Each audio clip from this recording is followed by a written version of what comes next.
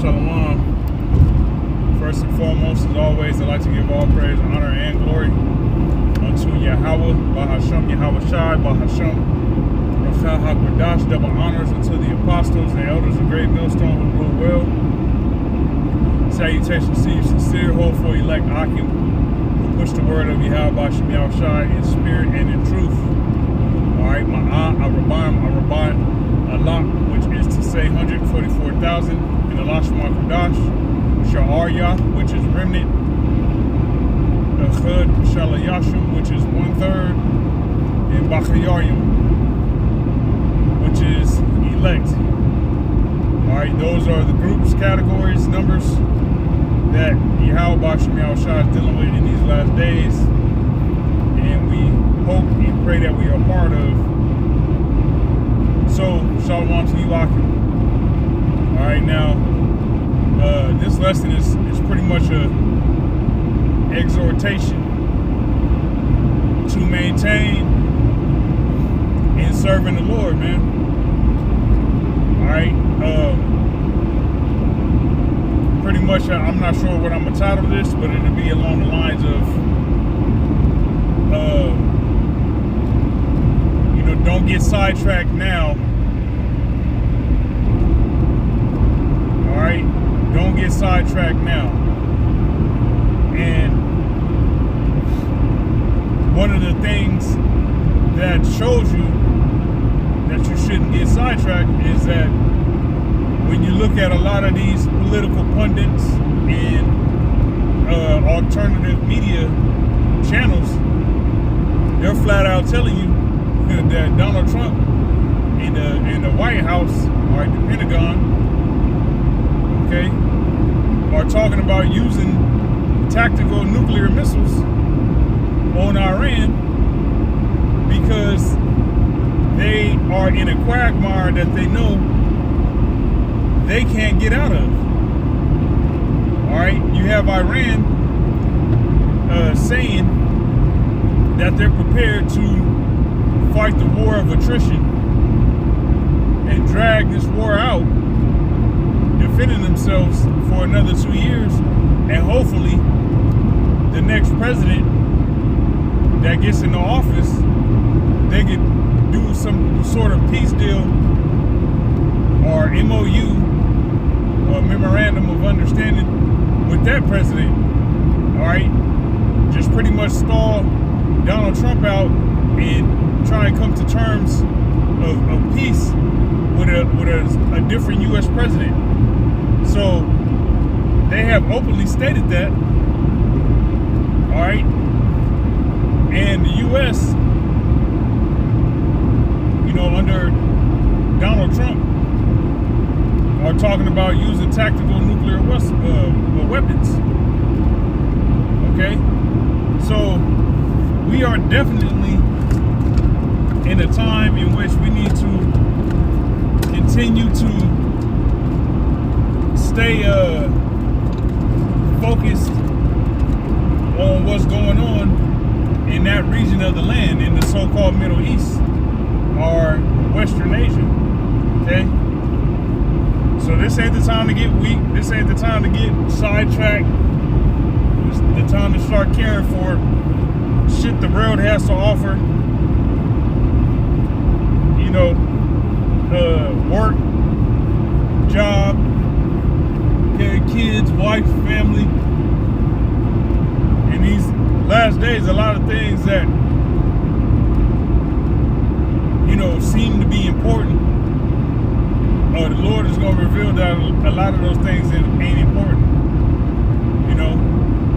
Being that if you truly are a man of the Lord, he's going to take those things away from you. All right, if you are esteeming those above him or putting those things above him, the Lord will take those things away from you. Okay, so this is just the time to stay focused, man. All right, our salvation is nearer than when we believe, man. That is a beautiful scripture and beautiful understanding to have, knowing that all this hard work that Akim have put in over the years is gonna pay off, man. Okay, so getting into the scriptures.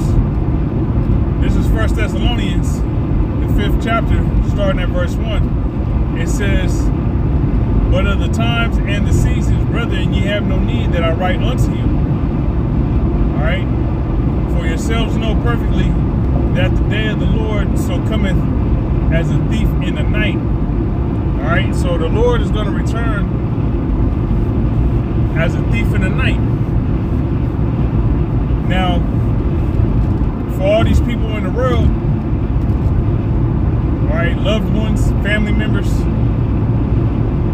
despite them knowing what you believe in, and even if you talk to certain of them here and there, and the topic of the scriptures come up, and somehow the end of the world, and you know what certain things they need to look out for, in particular the mark of the beast, the MOTB, you might mention and bring up those things, but still, yet and still, the day of the Lord, for even a lot of them, is going to come as a thief in the night. All right, a lot of these Israelite groups, all right, playing cosplay. You know, they dress up like Hebrew Israelites, but, you know, are completely lost. The day of the Lord is going to come as a thief in the night for them as well. All right, so for a lot of people, the day of the Lord is going to come unexpectedly because they're not focused and attentive to things that they need to be attentive to. Okay? Verse 3, it says, "For when they shall say peace and safety, then sudden destruction cometh upon them, as travail upon a woman with child, and they shall not escape." So if you ain't got your head screwed on right, that day's gonna come up upon you just like a woman who's 9 months pregnant, you know, knowing that at any time that baby could decide it wanna touch down. You know, decide that it's time to get up out of here. You know, time to come up out the matrix, come up out the womb. Yet you got this woman that's 9 months pregnant, living life like it's golden. Going here, going there, all at Walmart, 9 months pregnant, thinking it's just gonna be another ordinary day. Oh, I'm gonna go to Walmart, and then after that I'm gonna stop by Popeyes and get me a 4-piece and a biscuit, and then I'm gonna go to my sister's house and this, and I'm gonna go to Starbucks and get a whatever. You know, that's how a lot of these women operate, despite them being, you know, pregnant, just completely oblivious to the fact that, you know, today's gonna be that day in which, you know, the woman gives birth. All right, so you don't want to be like that. You don't want to be like an individual whose head ain't screwed on right. All right, and the day of the Lord comes, and they ain't even prepared. They ain't even ready. You know, they wasn't focused. They wasn't fixated on, you know, ultimately being in the good graces of Yahweh Shem Yahushua when Yahushua returns, man.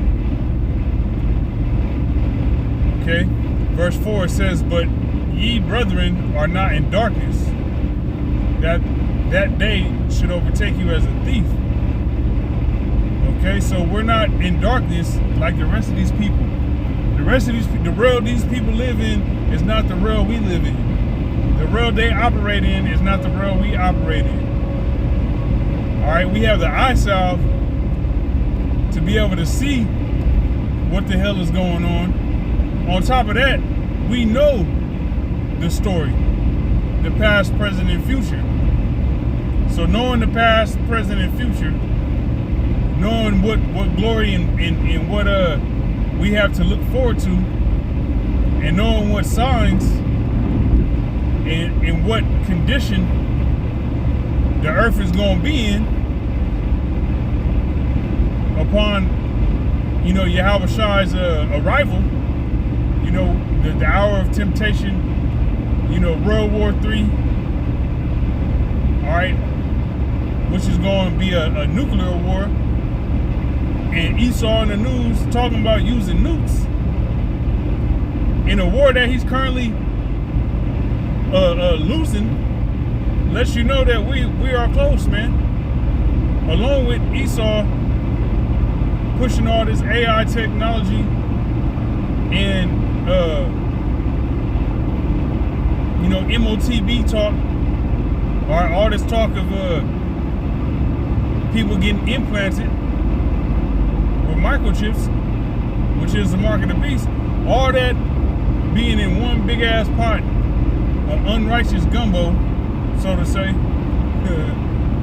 or a gumbo prophecy, lets you know, hey man, we are almost at the finish line, and it's a beautiful feeling because we want to get the hell up out of here, man. Okay, it's going to be a turbulent, trying time. Yet we got faith. All right, faith is what's going to hold us down.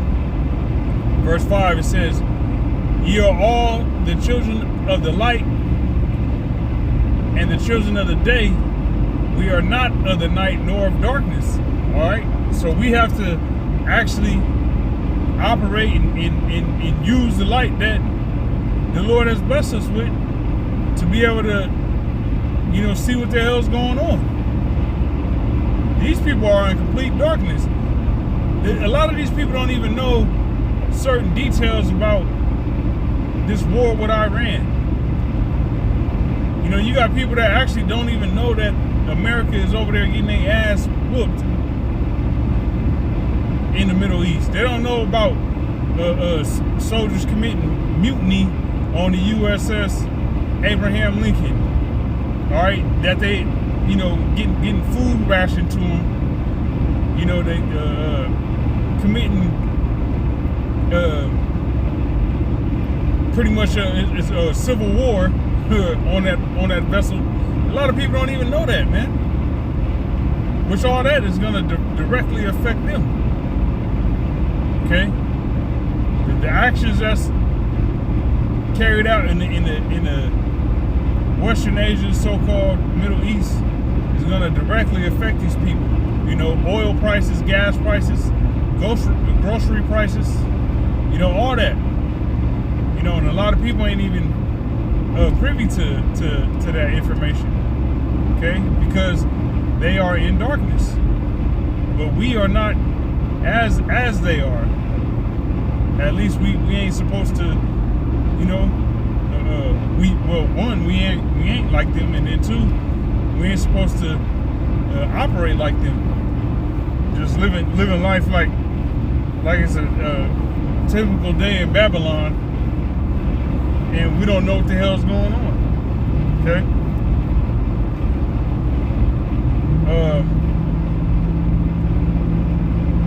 Verse 6, it says, "Therefore let us not sleep as do others, but let us watch and be sober." All right, mentally alert. Okay, on our watch spiritually, looking for the signs of the times. Awaiting our Savior's arrival, Yahweh Shai's arrival. Verse 7 is it says, "For they that sleep in the night, and they that be drunken are drunken in the night." These people are asleep and drunk. Okay, if you go to a party and you getting lit, and you don't get home till 2-3 in the morning, and you pass out, hey, you gonna be drunk, and once you go to sleep, you out of there, man. As they said, you dead to the world, man. So that's what these people are like spiritually. The demons that's on these people got them spiritually comatose, man. All right, so we ain't supposed to be as such. verse 8, it says, but let us who are of the day be sober, putting on the breastplate of faith and love, and for an helmet, the hope of salvation. So what we do out of hope of being delivered. So with that being the case, we're to be sober spiritually. All right, spiritually we are to be sober. We are to be alert. We are to be ready, prepared, observant, watching. Not just letting shit in the world pull you back into the world, or having a standard, all right, for doing the work and will of Yahweh Shem Yahushai, and then letting that slip. All right, we're in the end. You ain't supposed to be don't lighten up, tighten up. Okay, don't lighten up, tighten up. If you find yourself constantly having to tighten up in regards to, you know, that standard, just letting that standard slip and being comfortable with it, and then, you know, caught myself, and then you let it slip, and then you're like, come on, man. All right, that you ain't on your P's and Q's, man. We got to be on our P's and Q's. All right, we serving the Lord here, man. You ain't serving yourself. All right, we trying to get delivered, man. You got to show the Lord you want to be delivered. All right, you got to be focused. All right, now next precept I got. This is Luke 12, and verse 27. It says, consider the lilies, how they grow. They toil not, they spin not, and yet I say unto you that Solomon in all his glory was not arrayed like one of these. All right, which the lily is Yahweh Shem Yahushua's favorite flower. Okay? So the Lord, you know, what's the word I'm looking for? The care that he put into, you know, creating the lily. Okay? You gotta, and that's just a lily. So how much more care and nurture and provision and what have you has the Lord and will the Lord put into, you know, his chosen. Okay? It says, if then the Most High so clothe the grass, which is today in the field and tomorrow to cast into the oven, how much more will he clothe you, O ye of little faith? Alright, so a lot of the times when you ain't getting, you know, pretty much you ain't on your shit, alright, you slipping in all this, it's cause your eye ain't single, man. Alright, you got shit in the world causing you to be distracted, and it's averting your attention away from what really matters. You know, the cares of this world, you fuck the cares of this world. They gonna take care of themselves. Okay? They gonna take care of themselves. Through the Spirit, the Lord gonna handle it. Alright, verse 28, it says, if then the Most High, oh, so like it, let me read verse 29. It says, and seek not ye what ye shall eat, or what ye shall drink, neither be ye of a doubtful mind. And in the last days is when, you know, we in the last days, man, that doubtful mind is going to try and say hello here and there. You know, like I said, the shit in the world gonna try to make it seem, Satan gonna try to make it seem like certain shit in the world deserves your attention when it doesn't. Okay, it's just all one big ass distraction. It says, for all these things do the nations of the world seek after, and your Father knoweth that ye have need of these things. So the shit that we need to sustain us here in captivity, hey, the Heavenly Father, Yahweh Bashim Yahushua, already knows that, man. And already has a certain way that he's going to provide those things for us. We just got to do his will and sit back and, be patient. Okay? Verse 31, it says, but rather seek ye the kingdom of the Most High, and all these things shall be added unto you. So it's important to seek the kingdom, right? Which is seeking to righteously please Yahweh Bashim Yahushua in your actions and your faith. Okay? Being focused on finishing the race, crossing the line. All right? This is a marathon. We looking to cross that finish line, which means it takes extreme focus to cross that finish line. Faith, you got to have faith to cross that finish line. Your faith is going to carry you to cross that finish line. All right, which means you got to let them distractions go.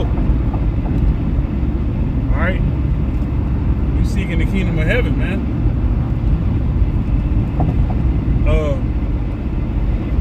Verse 32, it says, fear not, little flock, for it is your Father's good pleasure to give you the kingdom.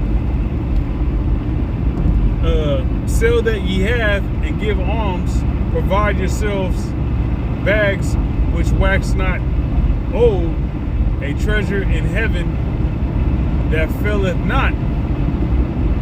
All right, where no thief approacheth, neither moth corrupteth. Okay, so in the kingdom of heaven, all our heart's desire will be fulfilled in righteousness in the kingdom of heaven, and that's when you'll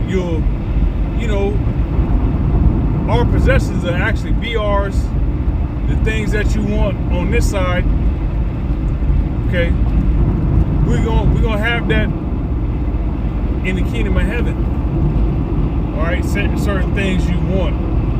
All right, you want to live a peaceable life, and you want wealth, and you want land and cattle and children and women. Okay, clean water, fresh food. We're gonna get all that in the kingdom, and when we say it's ours, it'll actually be ours, man. You can't have that here on this side. So knowing we're gonna have it in the kingdom, hey, fight for it, man. It says, verse 34, it says, for where your treasure is, there will your heart be also. All right, and that's the point of me reading all that, is that where your treasure is, that's where your heart's gonna be. So you gotta stay focused. If your treasure's in family, your kids, your children, all right, your woman, your job, if that's where your treasure is, that's where your heart gonna be. Your spirit is gonna be more geared to pleasing that, because really that's what's important for you. That's what's important to you. And the Lord comes secondly. All right, which that's ass backwards. And the Lord is supposed to be numero uno. Yahweh Bashim Yahushua is number one. That's your number one priority when you come into this truth. Everything else takes a back seat to serving the Lord. All right. So I just wanted to bring that out, man. Now is not the time to get sidetracked. They talking about nuclear missiles.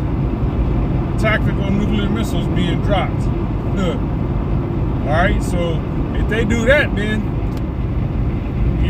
shit gonna start flying. Now we know certain prophecies got to come to pass. Esau got to issue out that RFID chip, which is the mark of the beast. We understand all that, but with them talking about dropping these nukes and them actively being in war, hey, the Lord gonna start speeding things up. And if you are lost in the sauce, 1 foot in the truth, all right, and 5 toes in the world, you ain't even gonna be cognizant that shit is speeding up. You know what I'm saying? You ain't gonna be even cognizant that shit is speeding up. All right, and that day's gonna catch you unawares, man. And hey, that's not something that you should want. That's not something that I want. You know what I'm saying? For myself or the next man. All right, so